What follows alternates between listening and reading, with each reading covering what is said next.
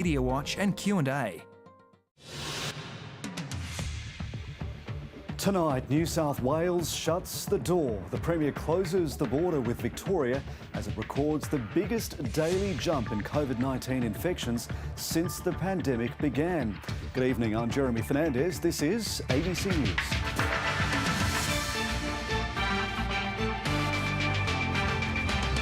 Help is at hand. Communities rally behind the residents who are locked inside Melbourne's high-rise towers. Grounded passengers consider a class action against Qantas to get their money back for cancelled flights. And the race out of Melbourne. Victoria's AFL teams leave town to escape the surge.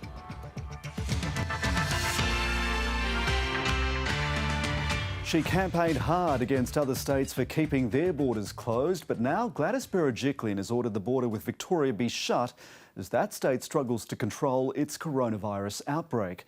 Victoria has recorded its worst day of the pandemic so far, with 127 new cases and 2 deaths, a man in his 60s and another in his 90s. In New South Wales, there are 12 new infections, 2 in the southern border town of Albury and 10 others in hotel quarantine. Gladys Berejiklian says closing the border will be a mammoth task. Jessie Dorset begins our coverage. Scrambling to get into New South Wales. I've got one bag for an indefinite period of time. And racing to get out. My car and all my stuff is back home in Melbourne. Before the border shuts at midnight tomorrow. It's a plan bureaucrats and politicians have been secretly working on for some time. But the Premier only decided to execute first thing this morning on the advice of health officials. Please know this isn't a decision we take lightly, but during the pandemic I've always said New South Wales will have a no regrets policy. And this is why. The crisis in Victoria is worsening. That state has detected 127 new infections, a new daily record. And 2 men have died, including a man in his 90s. He was in the care of one of our hospitals. We send our condolences and our best wishes to his family and loved ones. More than 3,000 residents are still locked down in 9 public housing towers. A couple of soy milk, tuna. Gurmay Mangesh's shelves are starting to look a little bare. Many of his neighbours are relying on the goodwill of locals. For almost 24 hours, I haven't had any supplies. At more than 1,000 kilometres long, sealing the border will be a huge operation. It has 55 road crossings, including 33 bridges and 2 waterway connections. Police will focus on the 4 arterial routes, but someone could choose to swim across the river, walk through the bush. There are dirt tracks. And so officers will use drones to catch people sneaking across. 400 police will be involved in the operation and the Defence Force has been called in. There's still an $11,000 fine and up to 6 months in jail. We're seeking health orders for powers to turn people around. Something the Premier had criticised other jurisdictions for. We're not in the business of having hard border closures. We believe keeping the borders open with Victoria is the right thing to do. But a hypocrite she's not, Ms Berejiklian says. What is happening now in Victoria is very different. We don't know how long the border will be closed. Authorities here and there hope it won't be for long. But it all depends what happens next in Victoria. Jessie Dorset, ABC News, Sydney. Let's take you now to Albury. Our reporter Ashley Aldridge is with us. Ashley, tell us more about those 2 confirmed cases of coronavirus in Albury. Well, just in the last hour, New South Wales Health has confirmed 2 preliminary positive cases of COVID-19 in the Albury region. Of those 2 cases, we know that one of them is a person who recently travelled to Melbourne before returning to the Albury area. Now, the New South Wales Health Minister, Brad Hazzard, has come out and said this is exactly why the New South Wales government has made this decision to close its borders to Victoria. New South Wales Health has also issued an urgent message urging anyone in the Albury and Wodonga regions who is experiencing even the mildest of symptoms to get tested. Now, to combat that expected influx of testing, a new testing clinic will be opened in the morning from 9 a.m. at the Mirrambina Community Centre in the Albury suburb of Lavington. Ashley, do we know at this stage what exemptions will be granted for those people who do need to cross the border? We heard from both the Victorian Premier Daniel Andrews and the New South Wales Premier Gladys Berejiklian throughout today, who sought to reassure local residents that they will still be able to cross the border for what is considered essential reasons. So we know that if you're employed in one state but live in another, that you will be allowed to travel to and from your place of work. Also, for health reasons, we have the Albury Base Hospital, which has a campus in Victoria and one in Albury, and their services are split between the two. So we know that the paediatric ward is in Albury, but women can only give birth in Wodonga. So in those instances, there will be exemptions to travel. But the concern for most people here on the border is that you may live in Victoria, but your daycare services might be in Albury, or the local grocery store may in fact be just across the border, and we're yet to hear whether that will be considered essential travel. The other concern is that the permits which will be put in place to allow people to travel, we are being told to expect some significant delays of up to 72 hours before they come into effect, which is also causing some concern for people. For communities along the New South Wales-Victoria border, crossing state lines is rarely given a second thought. But that's all about to change. Most of our staff live in New South Wales and we are just into the border. Wodonga Cafe owner Wasim Saliba isn't sure if he'll be able to stay open. We 200 metres into the borders, having to basically follow the Victorian rules just because where we are, having to, if not fully shut, semi-shut, it's devastating. Albury Wodonga is the biggest centre on the border with a combined population of more than 100,000. Hundreds of kilometres from Melbourne, and with just 2 active cases, some feel they're being punished. We've had our communities behaving appropriately and taking the correct steps, and we are being penalised by the actions of Melbourne. New South Wales tourist towns popular with Victorian holiday makers have also been dealt a blow. In this place, we record something like about 70% of our visitors coming from Victoria. New South Wales says it will be easy for residents to get permission to cross the border.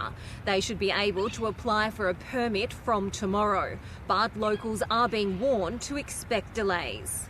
Anyone who feels that they will be impacted too much by this border closure, they're able to go to Service New South Wales, get a permit, and then with that one bit of paper, they'll have safe access. For now, many are still wondering just how the border closure will work.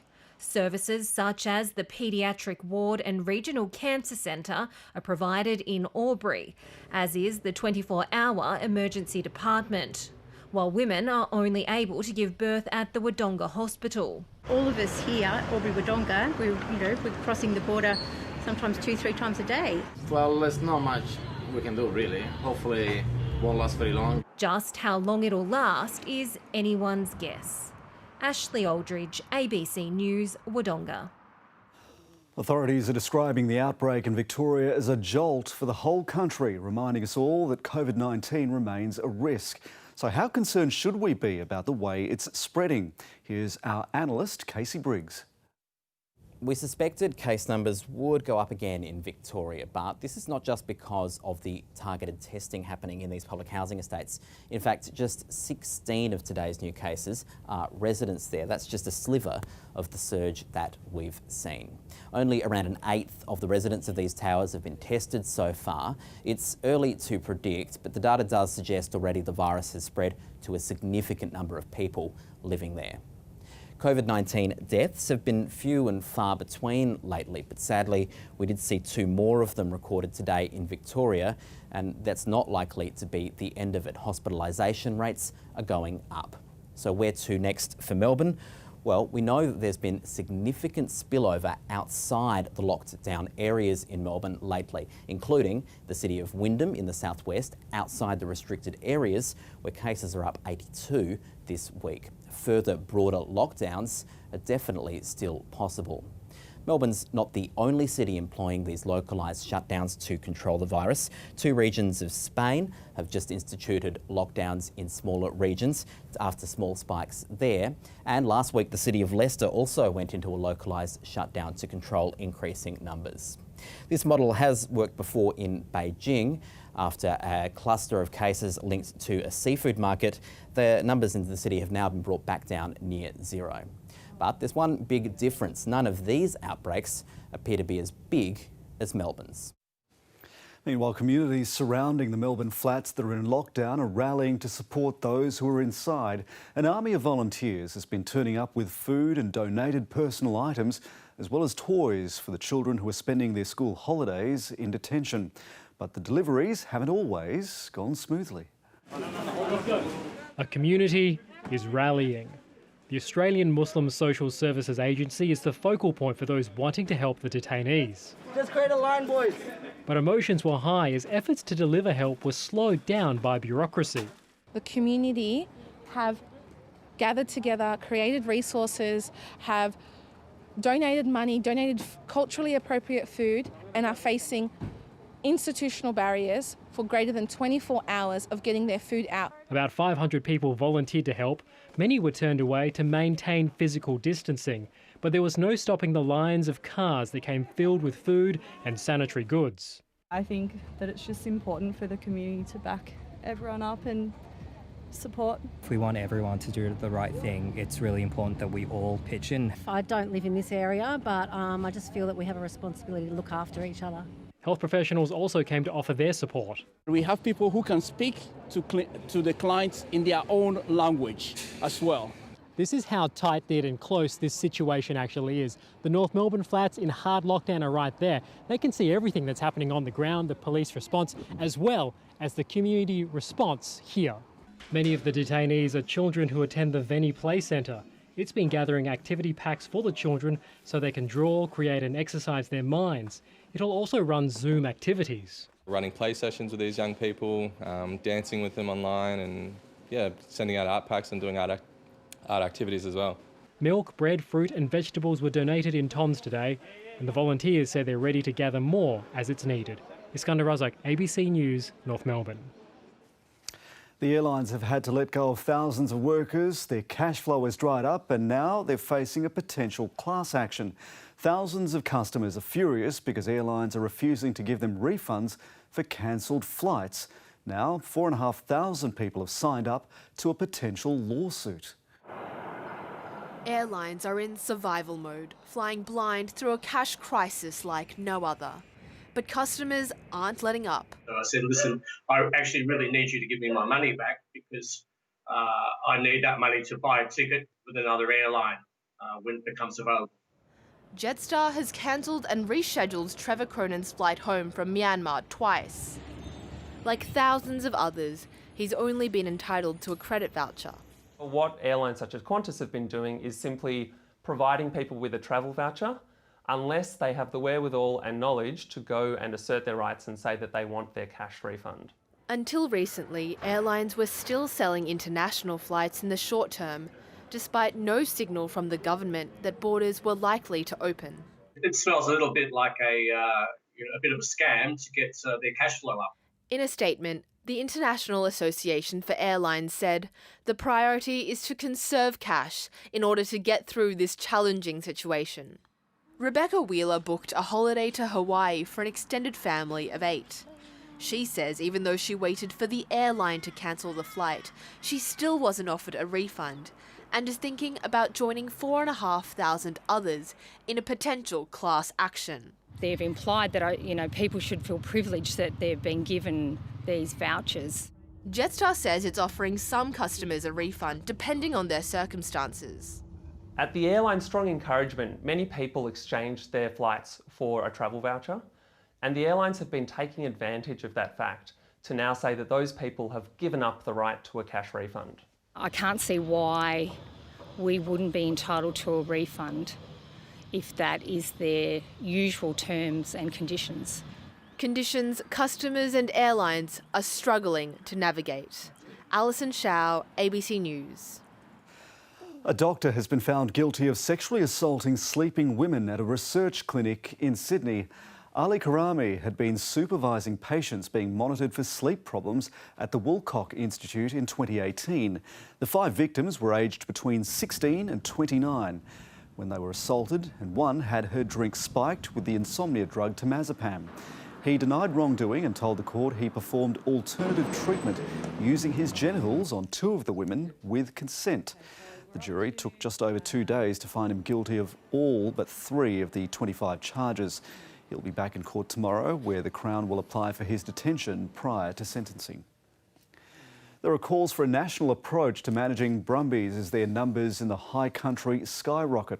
Victoria, the ACT and New South Wales currently have different policies for dealing with the issue.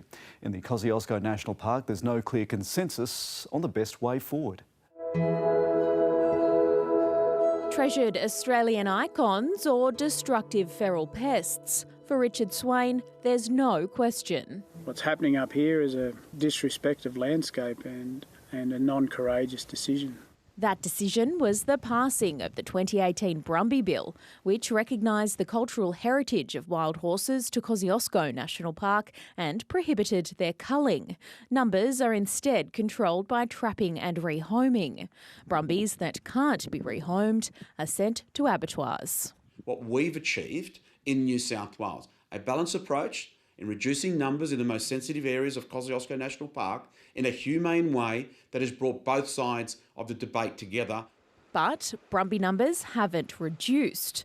A survey last year found the population was booming, up from 6,000 5 years ago to around 20,000. And experts say their hard hooves are destroying the alpine ecosystem and driving native species to extinction.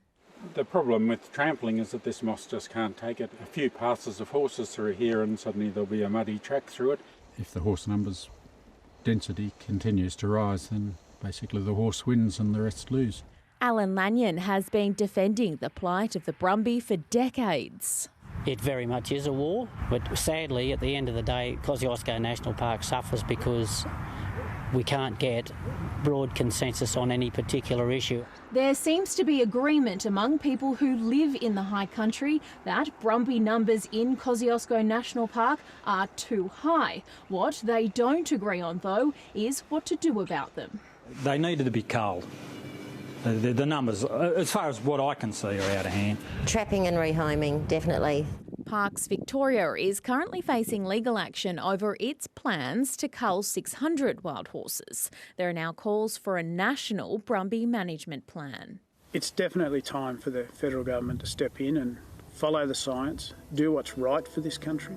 But what's considered right depends on who you ask. Rosie King, ABC News, Kyandra. Still to come this hour, inside one of the first human trials of a potential COVID vaccine. I have elderly grandparents myself, so I'd love there to be a vaccine that could protect them. Really trying to condense what would normally take 4 to 5 years at least into 18 or 24 months.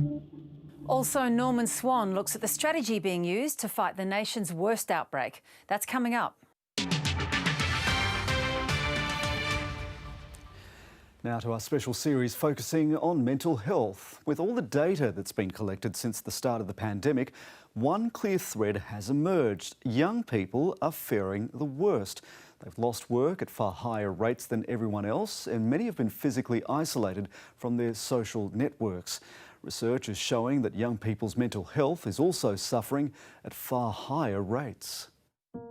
For the past 9 weeks, the ABC's been talking to young Australians around the country about how the pandemic has affected them. I was just so sad and tired all the time. I was getting headaches every day. The anxiety I felt was through the roof. But even as restrictions ease, they're still deeply worried about the future.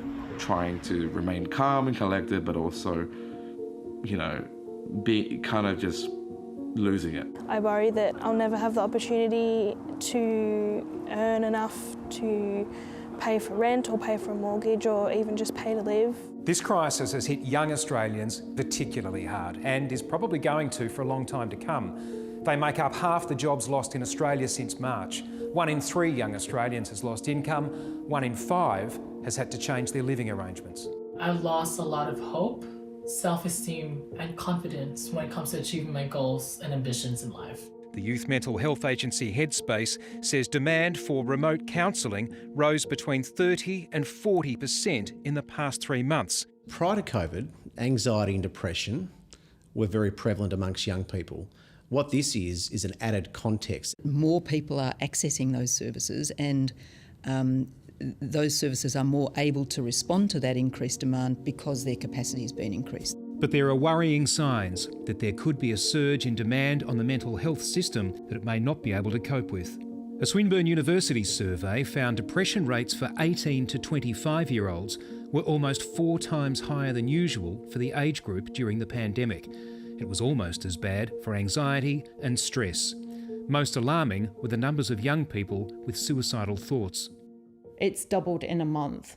So we're doing the survey again in July, and I'm really hoping that it doesn't look like that in July, because we're in big trouble if it does. I think it would be very wrong to assume that the wave is a uniform one. I think the impact on people is very different according to what their family makeup is, what their work is, what their financial resources are. And that too was reflected in the stories young people told the ABC. I feel like COVID-19 kind of gave me time to myself, time to work on my reading, my gaming, keeping me sane, keeping me intact, not thinking about what's happening out there. For me, that's been a massive wake-up call that things can change super fast, and it's definitely been a powerful message for me to take life by its reins. With as much help as they can get. Ben Knight, ABC News. And if you or someone you know is experiencing distress, please contact Lifeline on 131114 or the Kids Helpline with these details. You can find tips, strategies and information supporting your mental health and well-being on the ABC's website. Health authorities in Texas are warning that hospitals across the state are 2 weeks away from being overrun with coronavirus patients, despite Donald Trump saying most cases are harmless. The US president appeared relaxed about the situation, spending the 4th of July weekend golfing at his club in Washington and watching fireworks. At an earlier Independence Day event, Mr. Trump struck an optimistic tone, despite the US recording nearly 130,000 deaths in total. We have tested almost 40 million people. By so doing, we show cases, 99% of which are totally harmless. The number of cases is soaring in Texas, and the Mayor of Austin has warned that the city's hospitals could run out of intensive care beds in 10 days. Paris's famous Louvre Museum has reopened after being shut down for 4 months because of coronavirus. Visitors rushed to pose for selfies in front of the Mona Lisa after the doors of the most visited museum open. To avoid bottlenecks, arrows guide people through the galleries and doubling back is banned.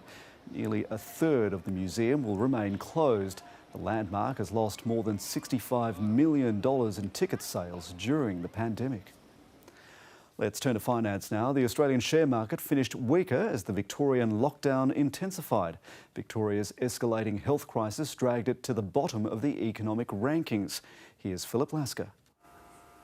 The number plates say it's the place to be, maybe not right now. Victoria is expected to be hardest hit by the COVID crisis, according to Deloitte Access Economics. Population growth has stalled because international and domestic migration has ground to a halt, and the most recent crackdown will hurt confidence even more. On the other hand, the Northern Territory is supported by resource exports and the ACT by government jobs. We saw job ads pick up this month, but there's still a long way to go, and there'll be longer-term problems. Take this, for example. The horizontal axis shows last year's unemployment rate in various places. The vertical axis shows the increase in job seeker recipients. The dots are suburbs and towns. The rising line tells the story. The places where unemployment was highest last year tended to be where there was the greatest increase in job seeker payments this year, like low-income regional centres. Also, youth unemployment rates are rising much faster than for other workers. Australia's rate isn't going up as sharply as some other countries, but our starting point in February was slightly higher. The strong performances on Asian share markets, thanks to economic optimism, did not extend to Australia. Healthcare and miners dragged the market down, with banks the only positive. The Australian dollar is generally firmer. It's trading above 69.5 US cents, and that's finance. The reigning AFL premiers Richmond have had to leave a host of star players in Melbourne as Victoria's teams complete a mass exodus of the state. Some clubs took their whole squads on the road. The Richmond Tigers are the most depleted, with 3 more key players facing surgery for injuries. With the Victorian border about to close, Melbourne's AFL players got out just in time. Rival teams shared flights as they headed for hubs across the country. I think the ability for us to make sure the game keeps moving and we play our part, and I think every club's doing that. The young families packed the essentials, although some cargo was more precious than others. But not everyone made the trip, including Richmond's Shane Edwards and Basher Hooley. I've got 3 kids now, 6, 3 and a newborn, so a little bit on my hands, because I have to be there to support and show love to my wife and love the kids. The Tigers left a lot of players behind. Tom Lynch headed for surgery on his broken hand and will travel to the Gold Coast tonight. Toby Nankervis and Dion Prestia will stay in Melbourne for ankle surgery, while Trent Cotchin will miss Sunday's match with a hamstring injury. In contrast, the whole St Kilda squad is on the Gold Coast and enjoying it. Some of the things that we couldn't do at training and with our meetings we're allowed to do now, which is great. The 2 Adelaide teams returned home last night. Port has provided the blueprint for teams heading into hubs. The guys took a really positive attitude into it from the coach, throughout all of the playing group. Certainly, got some bonding done over that 16-day period, and we played some pretty good footy. It's likely to be a make or break time for most teams.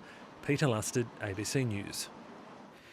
In rugby league, Manly's Aden Fanua-Blake is facing a 3-week ban for verbally abusing a match official during Sunday's loss to Newcastle.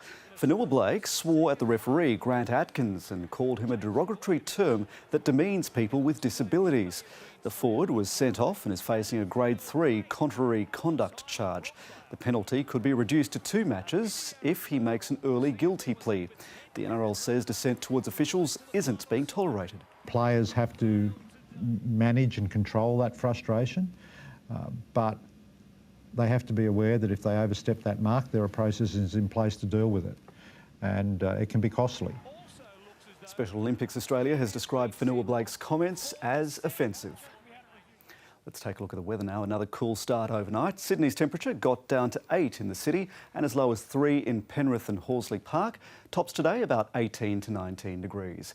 It was another cold and frosty start in many areas, with below average temperatures in the southern inland and northeast. There's been a bit of cloud over the southeast and western districts, but no rain. Sunny conditions prevailed east of the ranges. Elsewhere in the nation, there have been a few showers in Melbourne, Hobart and Perth, with frontal systems in the far southern corners of the country. A high-pressure system, however, continues to dominate the majority of New South Wales, and that high swings across Bass Strait in the next 24 to 48 hours and will then direct moist onshore winds back onto the coast. Any falls, though, are likely to be very light and contract to areas north of Newcastle from Wednesday. Tomorrow, more showers are expected in Perth and Melbourne. It'll be partly cloudy in Adelaide, Canberra and Hobart. This side of the northern border, it'll be mostly sunny after some morning fog. There's a medium chance of showers developing towards the evening. On the water, winds will stay west to southwesterly and light to moderate, turning more southerly late in the day. In the southeast, it'll be partly cloudy to overcast. There'll be some morning fog on higher ground and a medium chance of showers after lunchtime. On local waters, winds will turn south to southwesterly. They'll be light to moderate with seas to 2.5 metres. There'll be some snow flurries about the alpine peaks above 1,500 metres tomorrow. It'll be dry and partly cloudy west of the ranges after some early frost and fog. On to Sydney, winds will be south to southwesterly, seas to 1.5 metres on a southerly swell. Clear skies overnight, giving way to a partly cloudy day with a medium chance of showers developing in the late afternoon and evening. However, any falls are likely to be very light. down to 8 degrees tonight and as low as 4 in Parramatta, 2 in Richmond. Tomorrow's tops about 18 degrees. There's a slight chance that showers will remain for the remainder of the week, but we're not expecting any significant falls until next Monday, when another cold front is expected to arrive. Top temperatures in the high teens to low 20s. And that is the very latest from the ABC News team. Stay with us for Virginia Trioli with 7:30.